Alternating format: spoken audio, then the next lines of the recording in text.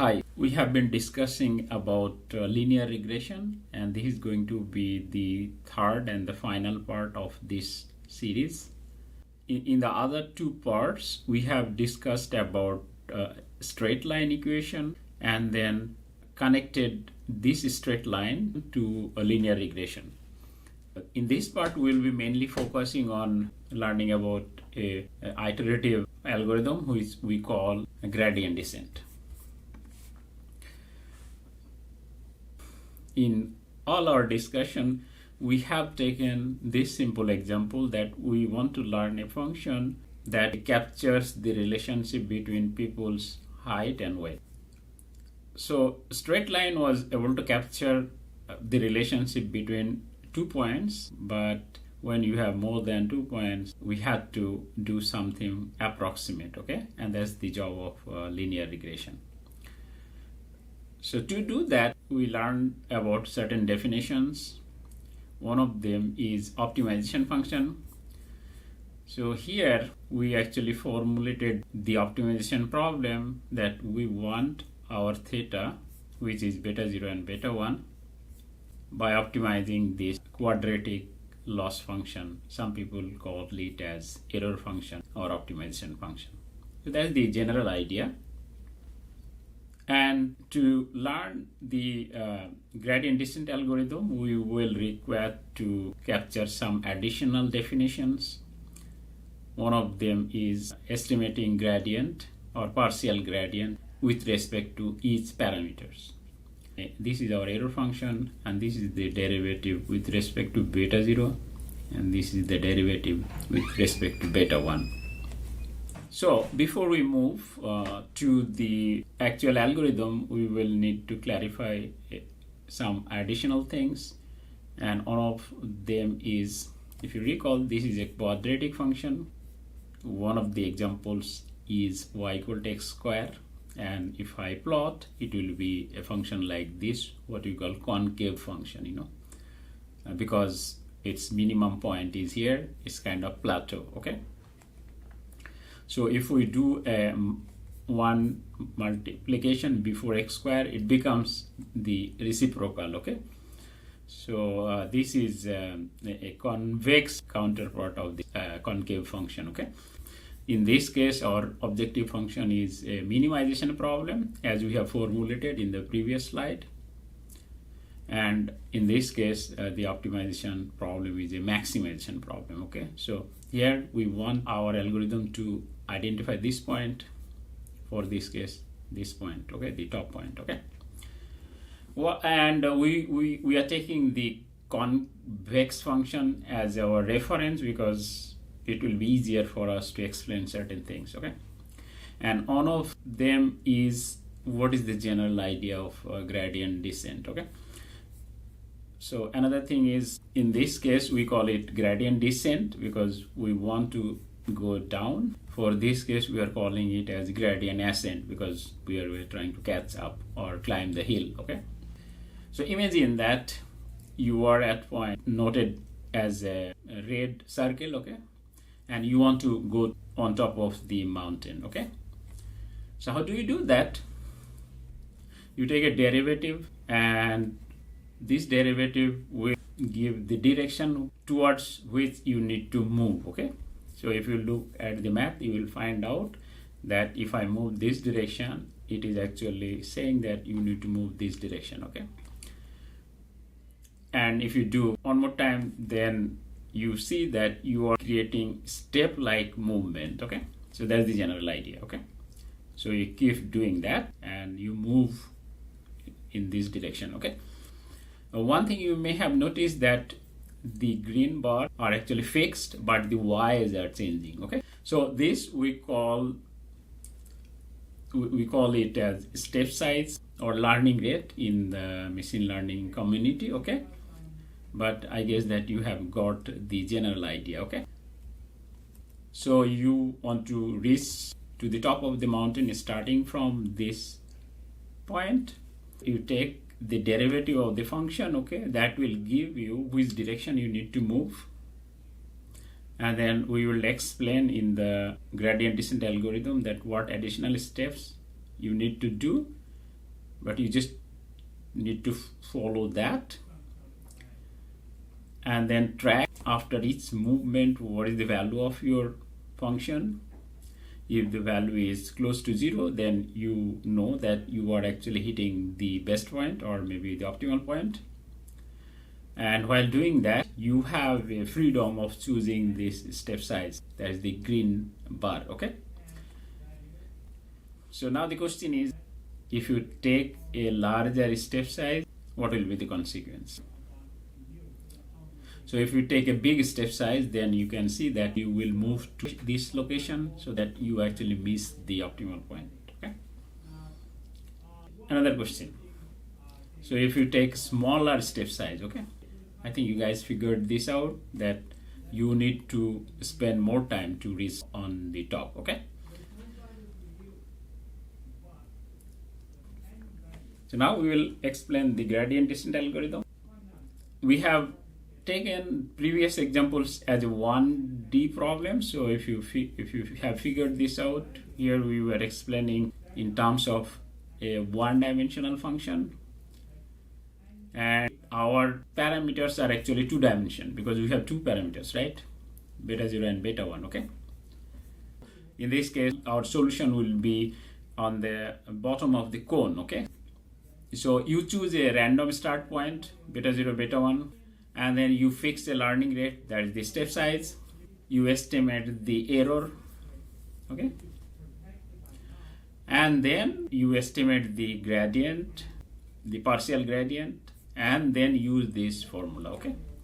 So how do I read it? So you are saying that once I have estimated the loss, so my new beta 0 will be my initial or maybe earlier beta 0, then you negative partial derivative with the learning rate, okay?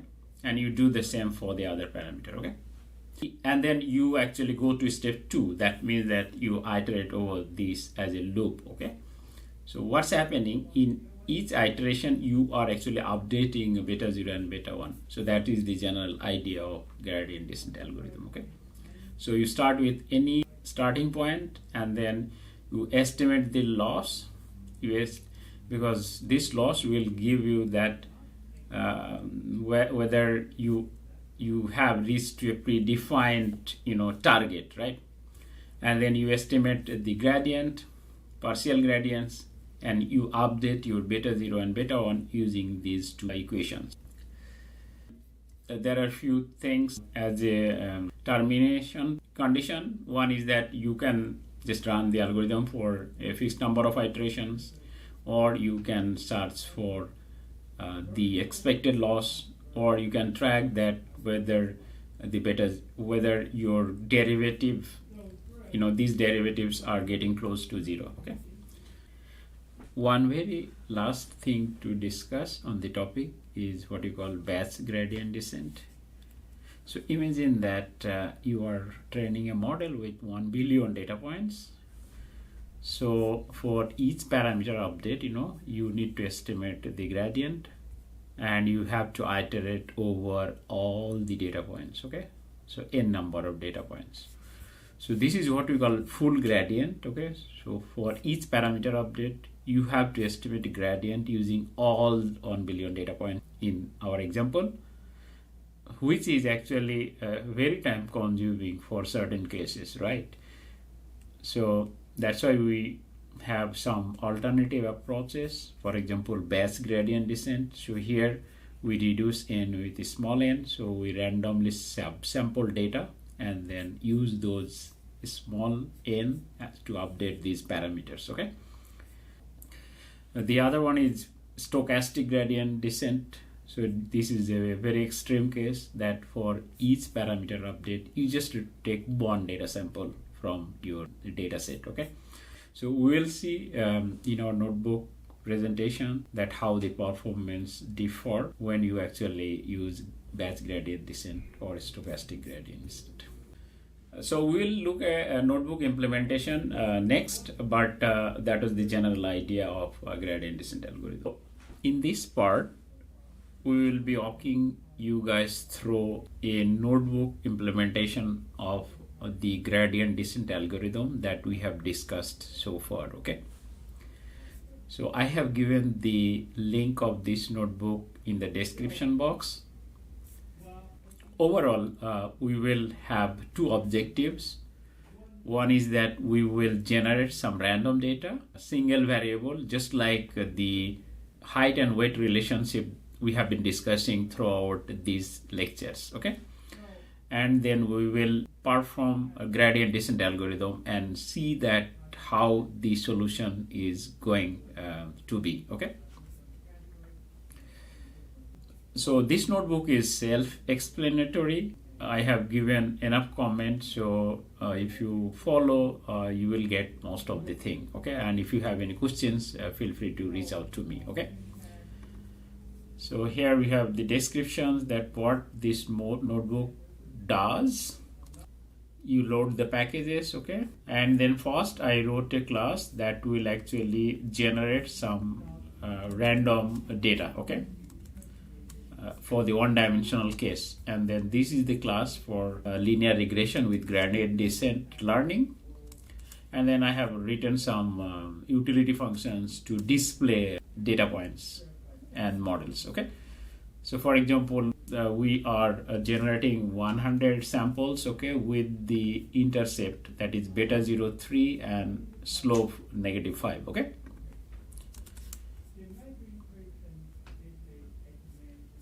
so your data looks to have a linear relationship pattern between x and y, but you can try different values. For example, if I put 5 here and 3 here, then now the direction will be positive. Okay, right. Okay, so we got our data, and then we are starting from a random point. Okay, let's say from 0, 0. Okay,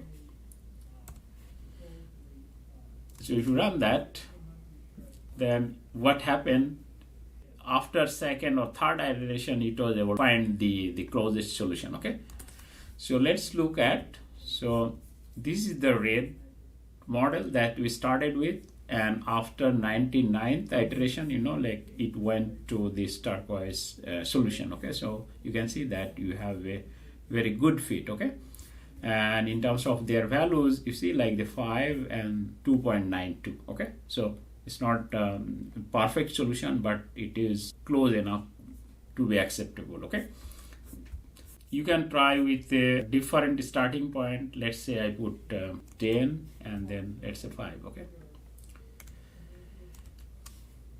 so again it got a good solution even it started at a very different location. Okay, you can try some different data points. Let's say we start with -1 and then -10.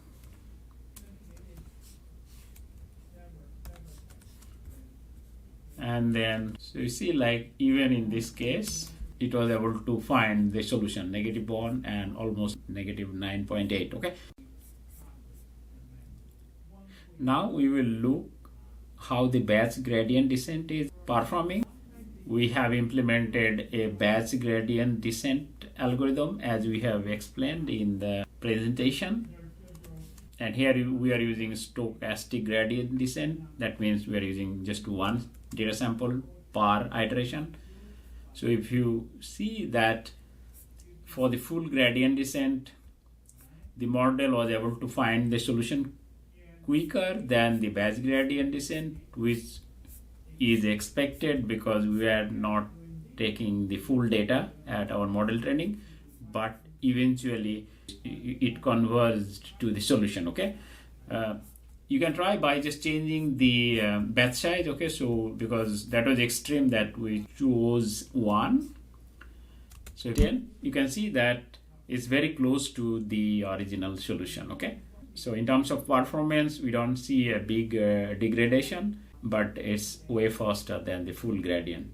And imagine that here we are talking about 100 data points, but if you have 1 billion data points, then the full gradient descent may not work. Okay, again, the notebook link is provided in the description box, and also the other 2 presentations, the links are available there. I suggest that if you have any issue, feel free to reach out to me. Thank you.